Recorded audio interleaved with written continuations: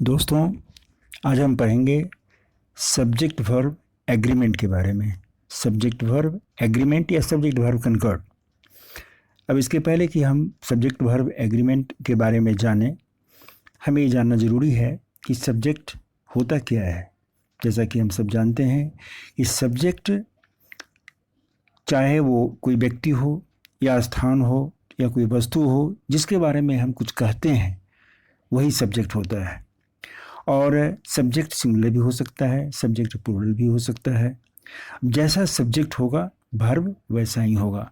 If the subject is singular the verb must be singular. If the subject is plural the verb will be plural. तो हमें देखना है कि जिस तरह का सब्जेक्ट उस तरह का वर्ब, ये चीज़ ध्यान में रखना पड़ेगा। जैसे हम ये कहते हैं कि एलिफेंट इज़ वॉकिंग, तो एलिफेंट इज़ वॉकिंग हम इसलिए कहते हैं क्योंकि एलिफेंट जो सब्जेक्ट है वो एलिफेंट सिंगुलर है, तो वर्ब भी सिंगुलर होगा।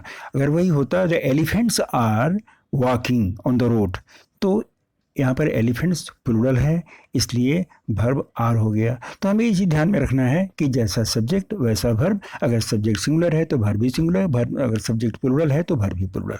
बस इतना चीज़। चलें, कुछ रूल्स है उसके बारे में हम जानते हैं।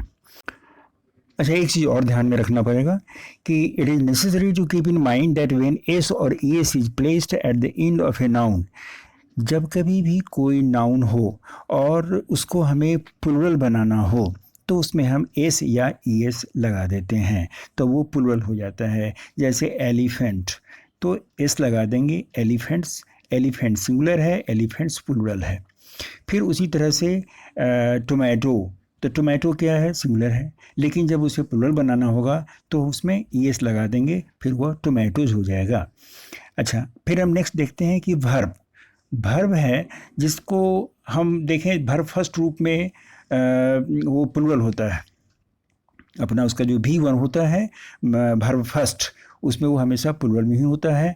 और जब उसे हम सिंगुलर बनाना चाहते हैं तो एस या ईएस लगाते हैं। अब हम कुछ वर्ब्स देखते हैं, जैसे गो है, प्ले है, रीड है, राइट है।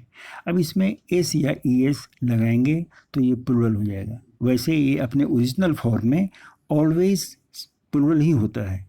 ये एस ईएस लगाने के बाद सिंगुलर हो जाएगा। जैसे गो, तो गो में ईएस लगाएंगे, गोज हो जाएगा। वांट में एस लगा देंगे तो वांट्स हो जाएगा। राइट में एस लगा देंगे तो राइट्स हो जाएगा। और जैसे ही हम एस या ईएस लगाएंगे वर्ब हो जाएगा सिंगुलर। चलिए, अब इसके आगे अब हम कुछ रूल्स जो बहुत ही ज़रूरी है उसके बारे में जानते हैं। रूल नंबर 1 है कि if a singular noun is the subject of a sentence the verb is singular. जब किसी भी वाक्य का, किसी भी सेंटेंस का सब्जेक्ट सिंगुलर होगा तो वर्ब भी सिंगुलर होगा। जैसा हम लोग पहले भी डिस्कस किए, पढ़े, देखे कि अगर सब्जेक्ट सिंगुलर है तो वर्ब भी सिंगुलर होगा, अगर सब्जेक्ट प्लूरल है तो वर्ब भी प्लूरल होगा। ये रूल क्या कहता है कि if a singular noun is the subject of a sentence, the singular noun is the subject of a sentence, the verb is singular. अब जैसे Hari is a good boy, Hari singular है तो वर्ब उसके साथ इज सिंगुलर आया। फिर Sita is a beautiful girl, Sita singular है इसलिए उसके साथ सिंगुलर वर्ब इज आया है। फिर देखते हैं rule number 2, if two singular nouns are joined by and the verb is plural. दो सिंगुलर नाउन्स, सिंगुलर 1 + 1, अगर एंड से जुड़ा हो तो वर्ब प्लूरल होगा। जैसे Hari and Sita are sitting here. अब यहाँ हरी है और सीता है, हरी एंड सीता, ये दोनों एंड से जुड़े हुए हैं, दोनों सिंगुलर है, दोनों एंड से जुड़े हुए हैं, वर्ब क्या होगा, प्लूरल होगा आर। फिर है a dog and a cat, दोनों एंड से जुड़े हैं, एक डॉग है एक कैट है, दोनों एंड से जुड़े हैं, इसलिए वर्ब इसके साथ प्लूरल हो जाएगा। फिर देखते हैं तीसरा नियम, if two pronouns are joined by and the verb is plural. दो प्रोनाउन जैसे ही, सी, इट, दे, इस सब में से कोई दो एंड से जुड़े हों तो वर्ब प्लूरल होता है।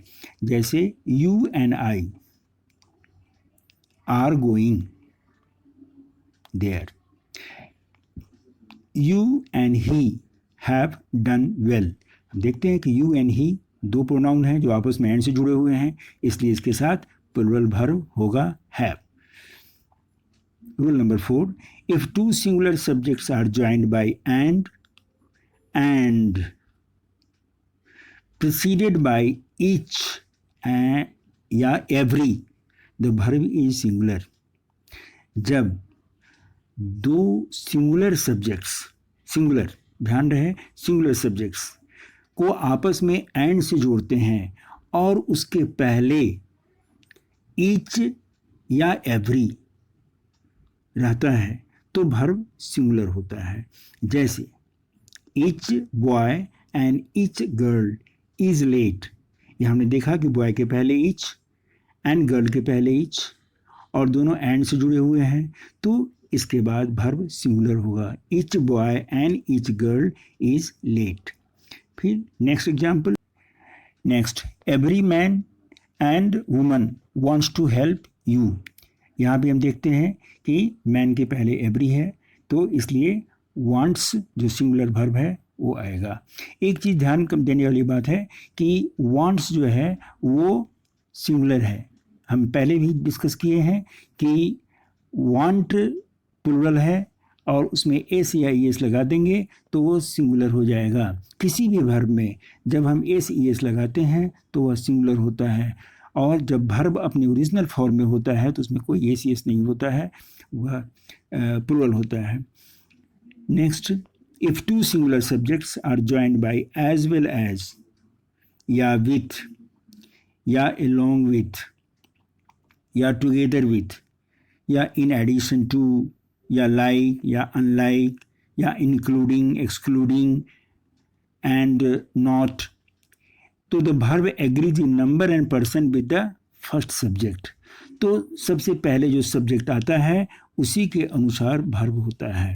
जैसे I as well as he am going to Delhi, यहाँ देखिए आई सब्जेक्ट है और ही भी है तो दोनों एज वेल एज से जुड़े हुए हों, दोनों प्रोनाउन है और दोनों एज वेल एज से जुड़े हुए हैं तो फर्स्ट वाला जो सब्जेक्ट है एज वेल एज के पहले जो सब्जेक्ट आया आई, वर्ब उसी के अनुरूप होगा एम। फिर देखें, all the boys including Ram were guilty, तो ऑल द बॉयज़ ये सब्जेक्ट है और ये प्लूरल है इसलिए इसके साथ वर्ब प्लूरल होगा तो all the boys including Ram were guilty. यहाँ वर राम के अनुसार कोई सब वर्ब नहीं हुआ है, ये वर्ब हुआ है ऑल द बॉयज़ के अनुसार। तो दोस्तों इस वीडियो को में इतना ही, इसका नेक्स्ट पार्ट जल्द ही अपलोड होगा।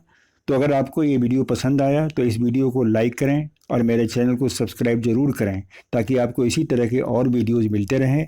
और अगर आपको किसी और टॉपिक पर भी वीडियोज़ चाहिए तो कमेंट बॉक्स में ज़रूर मेंशन करें, मैं आपको उस टॉपिक पर भी वीडियो ज़रूर बना कर दूँगा। तब तक के लिए अगर वीडियो पसंद आया तो वीडियो को लाइक करें, सब्सक्राइब करें। Thanks very much.